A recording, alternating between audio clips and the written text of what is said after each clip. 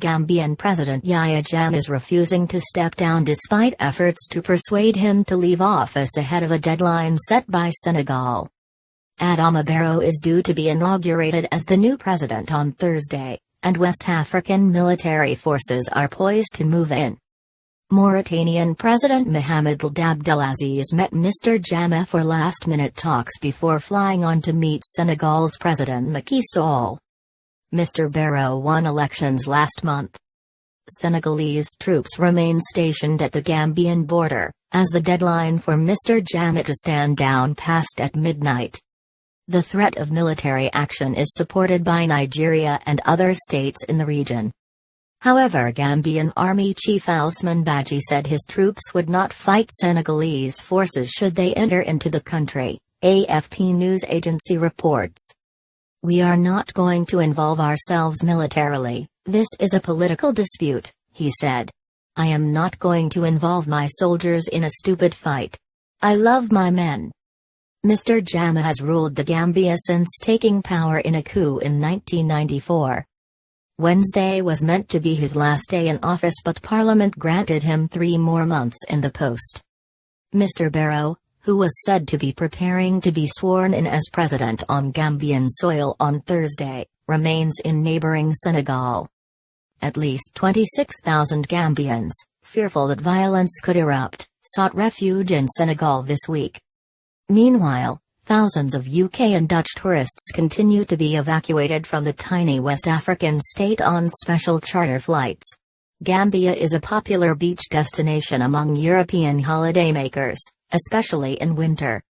Mr Jammeh initially accepted that Mr Barrow had won the election but later reversed his position and said he would not step down. He declared a 90-day state of emergency, calling for peace, law and order after what he said were irregularities in the election process. He said that along with errors made by the Electoral Commission, some of his supporters were turned away from polling stations. The Commission later accepted that some of the results it initially published contained errors, but said they would not have affected Mr Barrow's win. Mr Jammeh has said he will stay in office until new elections are held. Retaining power would also ensure he was not prosecuted in the Gambia for alleged abuses committed during his rule. ECOWAS, the Economic Community of West African States, mandated Senegal because it almost surrounds the Gambia. Colonel Abdel, a spokesman for the Senegalese military, said ECOWAS had decided on the deadline to try to achieve a diplomatic solution. "Things are getting into place and ECOWAS forces are ready to intervene if needed after midnight if we can't find a diplomatic solution to the Gambian crisis," he said. The ECOWAS force is seeking UN Security Council endorsement to use all necessary measures to help remove Mr Jammeh.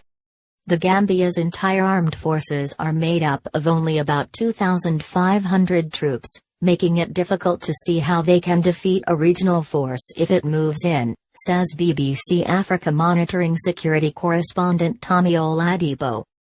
Nigeria says it sent fighters and other aircraft, along with 200 personnel, to Senegal on Wednesday morning. Nigerian Navy vessels are also on standby, and a warship that sailed from Lagos on Tuesday will have the task of evacuating Nigerian citizens while putting on a show of force. Ground troops are also being provided by Ghana,